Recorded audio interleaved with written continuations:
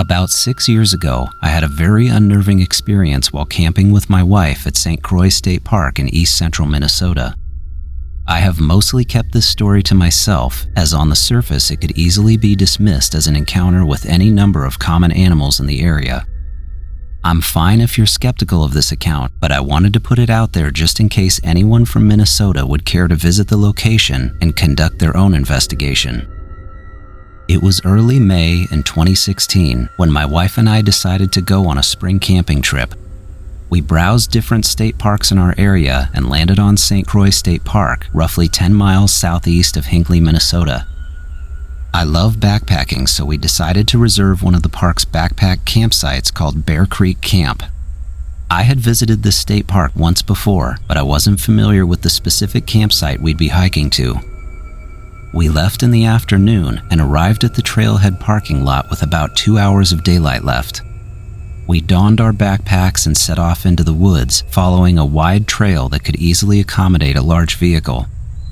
The hike was short, only about a mile, so we took our time along the way. As we got farther up the trail, we came across a strange, seemingly man-made clearing. The surrounding area is heavily forested and interspersed with marshland, but this clearing was large and circular and looked like it had been recently mowed down by a tractor. It was about 200 feet in diameter, and as a military veteran, it reminded me of the LZs, or landing zones, on military bases where helicopters train.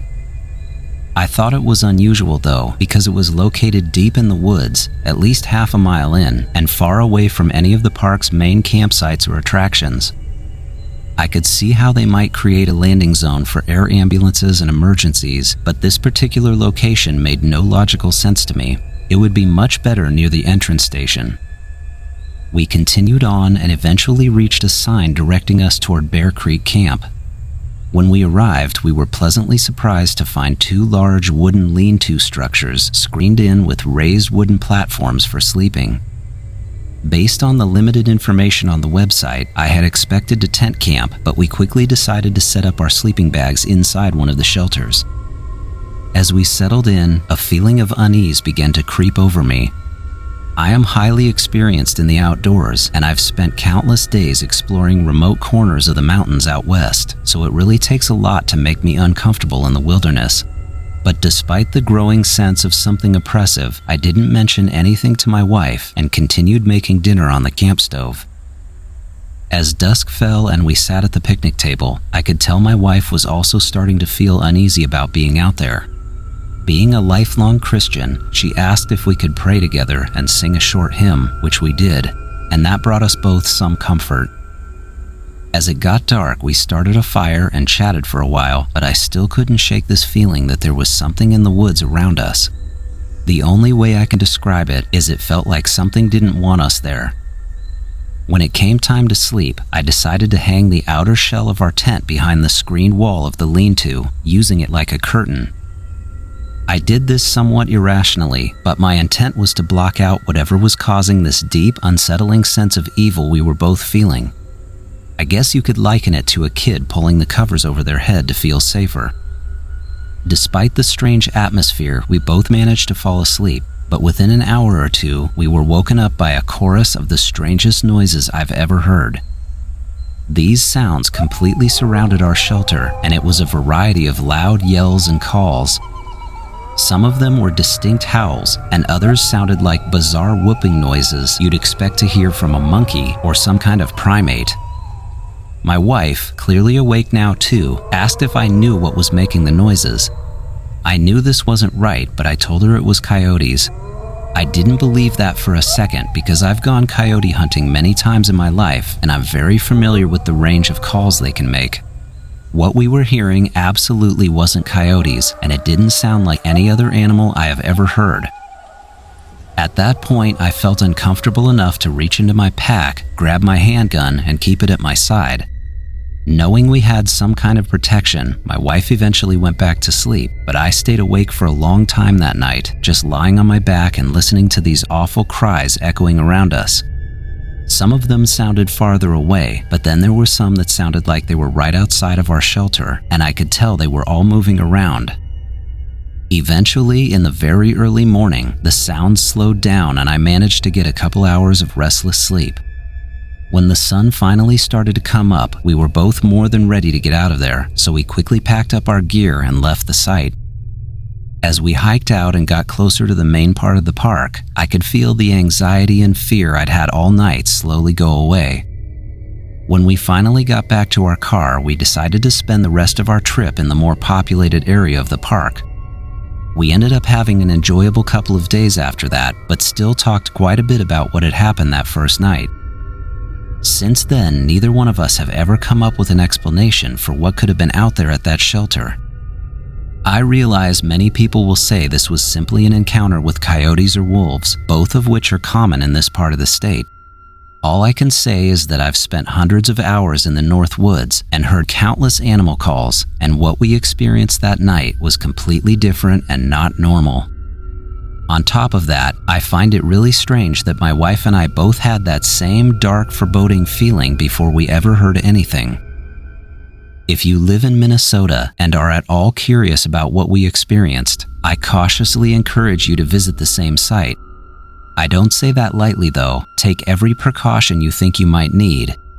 You can find Bear Creek Camp listed on the Saint Croix State Park website, and if you look at satellite imagery on Google Maps, you can even see the circular landing zone I mentioned. I know this sounds far-fetched, but the location of that landing zone made me think of places like Skinwalker Ranch. Maybe there's something of interest to the government or another organization that warranted clearing a helipad in such a remote location, or maybe that clearing was something else entirely. I don't know. What I do know is the sounds we heard out there were terrifying, and in all the years I've spent hiking and backpacking in the woods, I've never heard anything even close to it.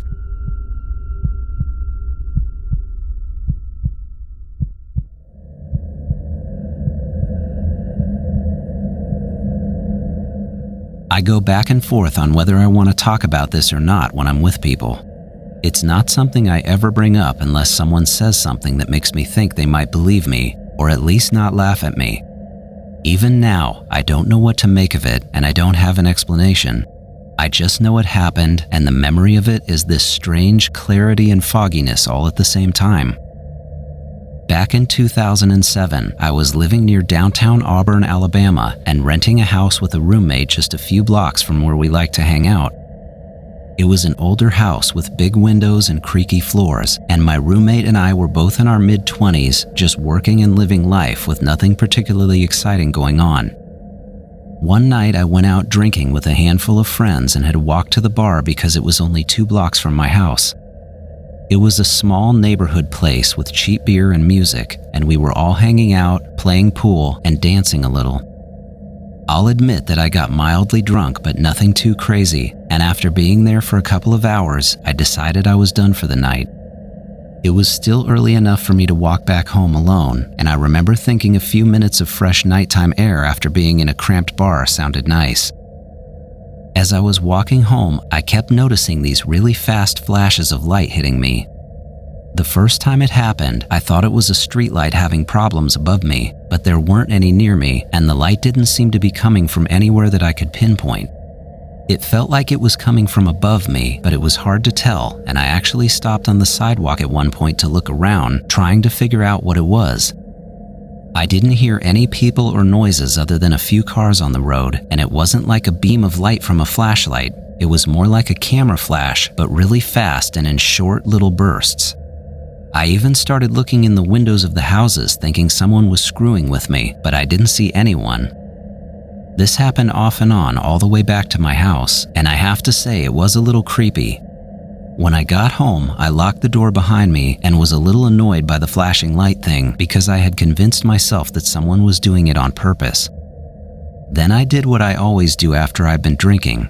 I made some toast and poured a glass of sweet tea, which seems to make me feel better the next morning. I stood there in the kitchen, ate my toast, drank half of the tea, and went to bed. I don't know what time it was when I woke up in the middle of the night or when I thought I woke up, but what I do remember is this overwhelming sensation that my entire house had tilted onto its side. It honestly felt like gravity had changed direction and I was falling out of bed and toward my wall. I can clearly remember the cold window glass against my face, and that's what really woke me up. Somehow I was lying face first against my bedroom wall and window, which made me extremely confused in the moment. My arms were sort of behind me and the bottom part of the window was wide open, but I was just stuck there, upright. After realizing where I was, I felt something pulling me. It wasn't like someone grabbing my arm or yanking me. It felt more like a strong current under my back and my shoulders. I wasn't being lifted so much as I was being drawn out the window and completely against my will. I couldn't see what was pulling me, but I could feel it. I started panicking, then actually yelling because my leg was stuck. My left leg had somehow gotten wedged between my bed frame and the windowsill, and as I was being pulled, it was incredibly painful.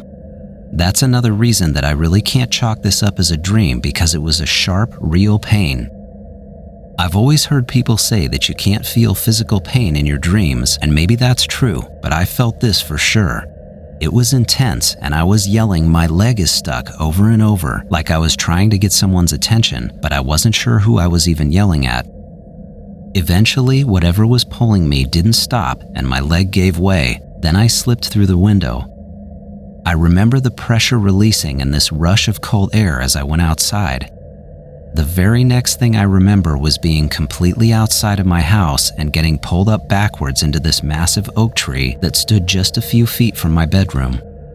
I remember the bark and the branches rubbing against me and the leaves hitting me in the face. After feeling that, my anxiety hit a peak, and I guess I blacked out because there was nothing. I don't remember coming out of the tree or falling on the ground or coming back inside my house. I don't remember anything else. I woke up in the morning to a lot of sound. There were birds chirping, traffic going by, and someone mowing a lawn somewhere. It was way louder than normal. I opened my eyes and realized my bedroom window was wide open, not cracked like I usually leave it, but fully slid up, letting in all the sound from outside. I sat up in bed and instantly noticed something else. My feet were gritty, like there was sand or dirt in the sheets.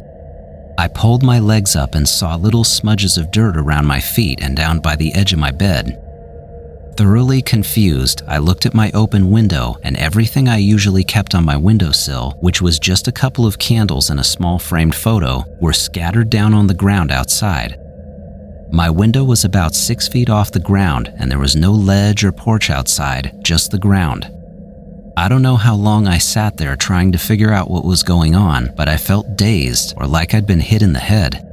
Then I realized something really weird and shocking. I wasn't wearing anything. No shirt, no underwear, nothing. I never sleep without clothes on because I hate it. At the very least, I'll wear a small t-shirt if it's a hot night, but I always have something on.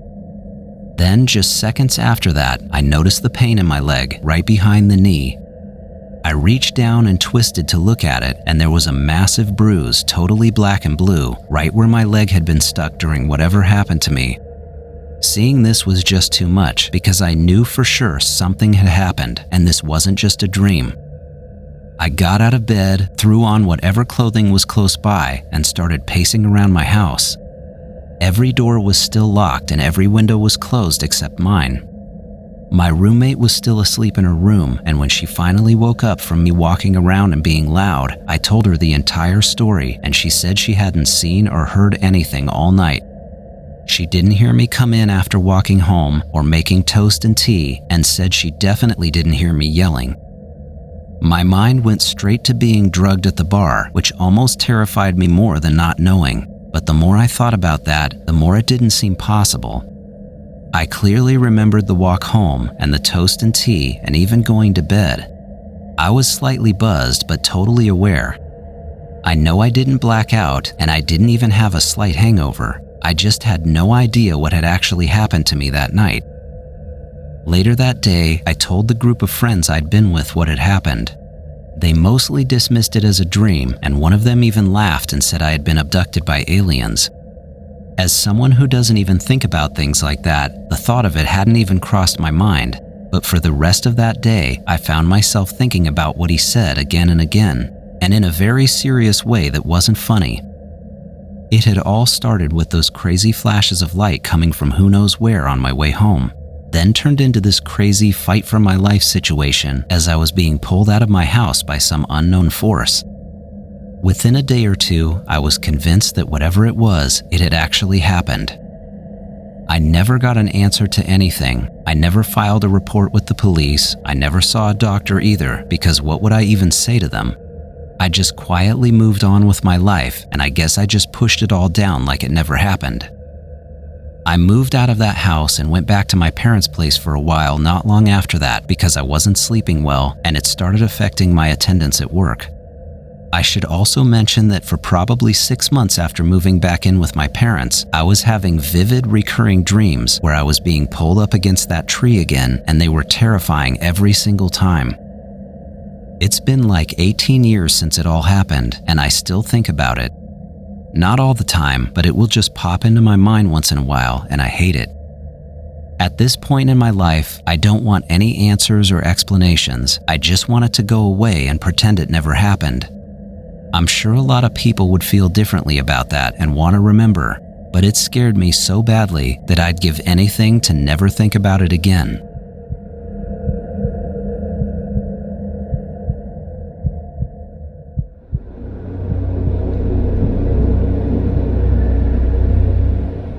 About 6 months ago, I was working a night shift doing private security, which I've been doing for over a decade.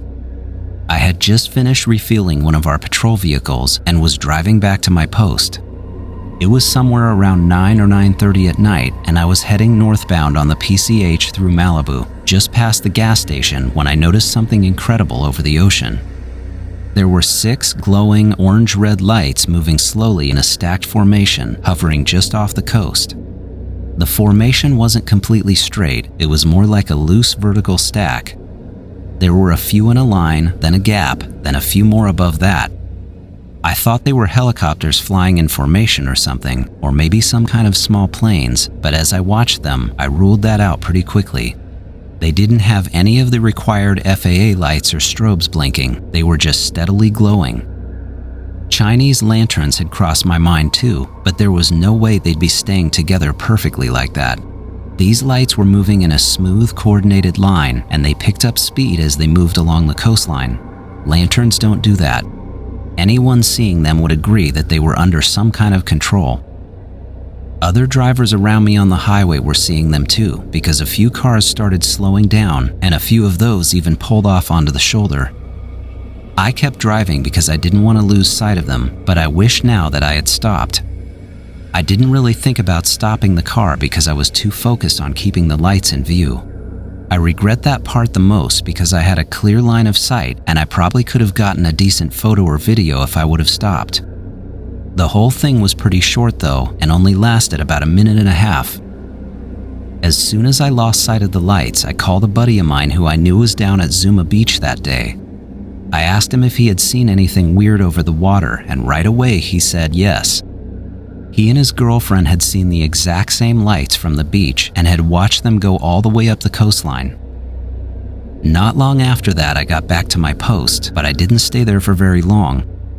There was a spot I knew about that wasn't far from my patrol area, pretty high up on a hill where it's especially dark and there's a wide view of the ocean and the coastline. I had to go up there to see if I could still see any part of the lights in any direction. As soon as I got up the hill, I started hearing a helicopter. It was flying in the same direction that the lights had been going, but this helicopter was different. It was quieter than any helicopter I've heard, and I hear a lot of them where I live. This one just had a low hum to it. It was completely black and only had a single red light on the tail of it. There were no other lights anywhere on it, and nothing that would make it legal to fly over a populated area, in my opinion. It was almost like it was trying not to be seen. That's when I knew whatever I had seen earlier was a big deal. When I got home from work that night, I sat down and immediately wrote down a description and sketched out what I had seen. I didn't want to forget any of the details about the formation they were in, or the color, or the direction the lights moved. After that, I submitted a report on MUFON, and a few days later, a representative from MUFON actually called me for a phone interview. We talked for about 30 minutes and I told him every last detail I could remember. He said there had already been a few similar reports from that same area at the same time. I checked the MUFON website right after we got off the phone and did find at least 3 other people who had submitted sightings that matched what I saw exactly. One person claimed they got a video, but to this day it still hasn't been uploaded. I was sure there would be a video popping up somewhere because I saw people pulling over and someone had to have pulled their phone out to film it. I would still love to see one if anyone out there knows what I'm talking about. After that night, I found myself with a strong new interest and I started watching a lot of UFO videos on YouTube. I went down the rabbit hole pretty deep, actually. At first, it was just curiosity. I wanted to see if anyone else had seen the same lights that night, but before long, I was watching hours of footage and listening to interviews. Then I started recognizing the same kinds of objects that I saw, some of which matched exactly. I found myself reading articles, looking at flight paths, weather data, and anything else I could find. I just wanted to know more. Somehow, I came across this app called CE5 Contact.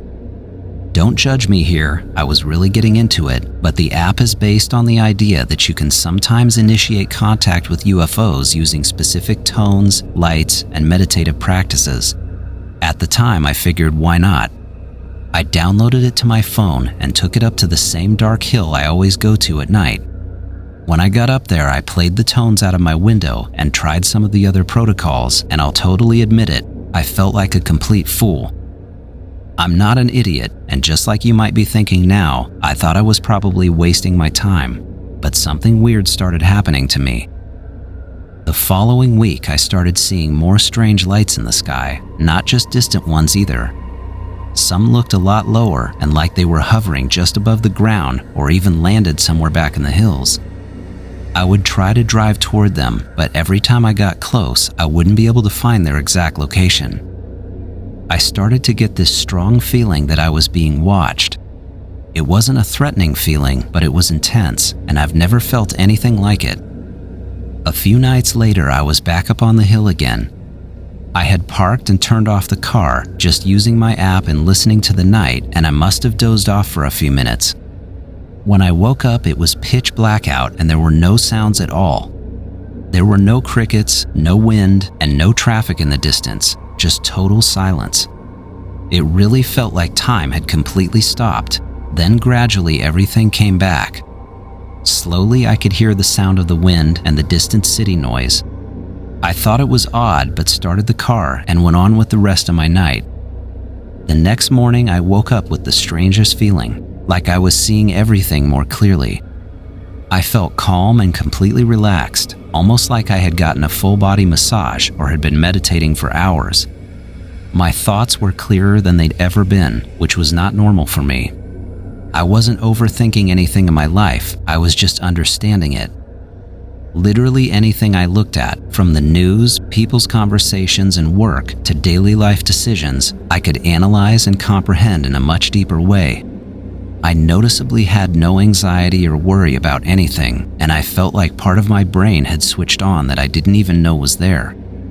I tried explaining it to my wife, but I could tell she didn't understand what I was saying and brushed it off. My mom was much more open to it when I told her, and she really listened to me. I started talking to her in depth about things I never really thought or cared about, like religion, war, politics, and the inner workings of the natural world. I can't explain it, but during this time, everything seemed to connect perfectly for me. It was like a kind of awakening. It was extremely intense and mind-altering, but sadly only lasted a few days. After that, it slowly started to fade, but something deep inside of me changed. I can't fully describe it, but my perspective on things hasn't gone back to what it was before.